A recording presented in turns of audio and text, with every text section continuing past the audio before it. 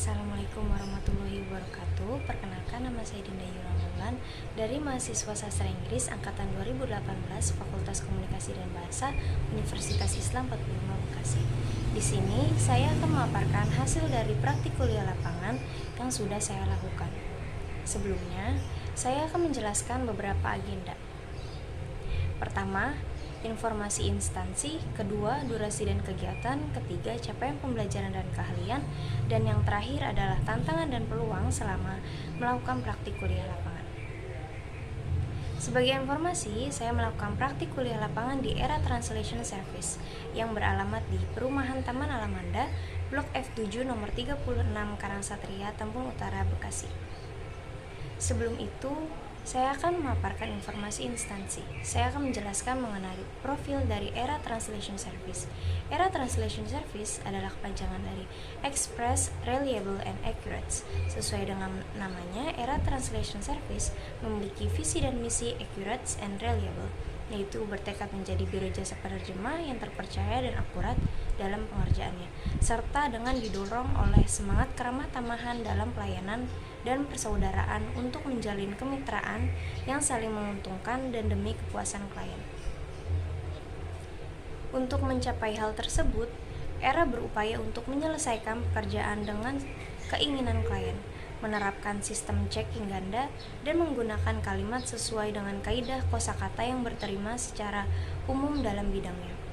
Era Translation Service merupakan biro jasa penerjemah yang menerjemahkan segala bidang, contohnya bidang hukum, sosial, keuangan, kedokteran, teknik, dan lain-lain. Era Translation Service merupakan biro jasa yang masih dalam bentuk usaha pribadi sehingga belum memiliki badan hukum. Dan Era Translation Service menerima terjemahan dari bahasa Inggris ke bahasa Indonesia dan begitupun dengan sebaliknya.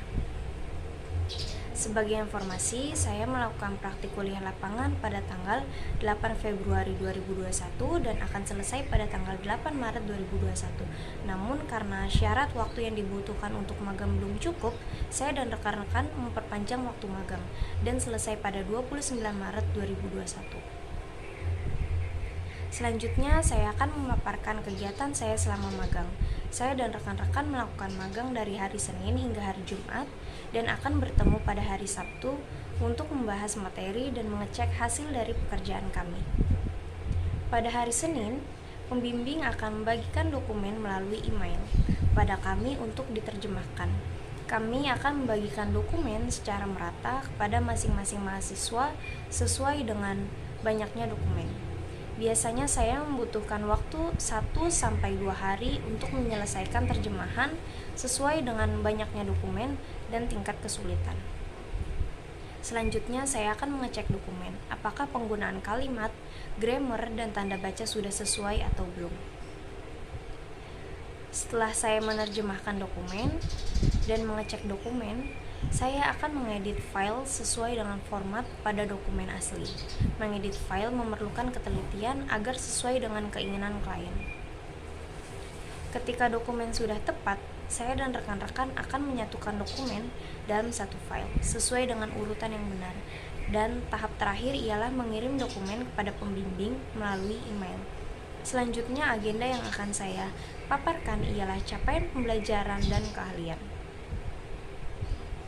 Pertama, selama saya magang di Era Translation Service, tentunya saya mendapatkan pengalaman dan wawasan baru di bidang penerjemahan yang tidak saya dapatkan di kelas. Bagaimana menjadi penerjemah yang baik dan aspek-aspek yang perlu diperhatikan saat menerjemahkan dokumen. Tentunya ilmu yang saya dapatkan akan berguna untuk di masa mendatang. Selain itu, saya juga mendapatkan kosakata baru dari bahasa Inggris di bidang hukum, kedokteran, dan lain-lain.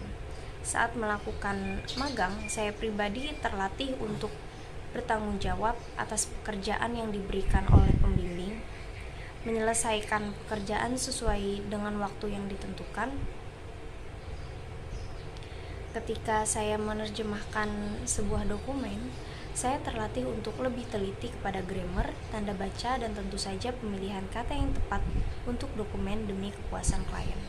Yang terakhir, tentu saja ilmu yang saya dapatkan saat magang seperti yang sudah saya jelaskan di awal ada beberapa aspek yang perlu diperhatikan saat menerjemahkan dokumen.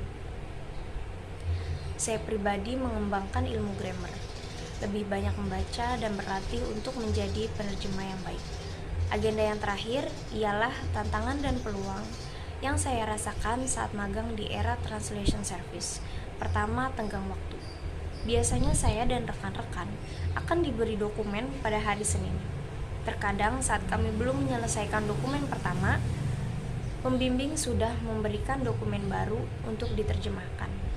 Terkadang membuat saya dan rekan-rekan terburu-buru untuk mengerjakan dokumen. Selain tenggang waktu, terkadang saya dan rekan-rekan mendapatkan dokumen yang kurang jelas seperti huruf-huruf yang hilang pada PDF, dokumen yang blur dan sulit terbaca membuat saya sulit untuk menerjemahkan dokumen dan memperlambat pekerjaan. Tidak hanya dokumen yang bermasalah, bahasa yang tidak familiar seperti bidang hukum, kedokteran, dan lain-lain membuat saya dan rekan-rekan perlu banyak membaca agar tidak salah dalam pemilihan kalimat yang tepat. Yang terakhir adalah grammar. Grammar adalah fondasi saat menerjemahkan dokumen. Pemilihan grammar tidak bisa asal. Saya pribadi harus membaca berulang kali untuk mendapatkan grammar yang tepat.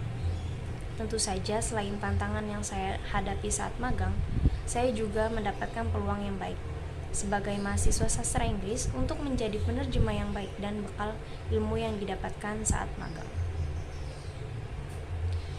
Berikut adalah beberapa dokumentasi saat saya melakukan magang di Era Translation Service. Sekian informasi yang bisa saya paparkan. Terima kasih. Wassalamualaikum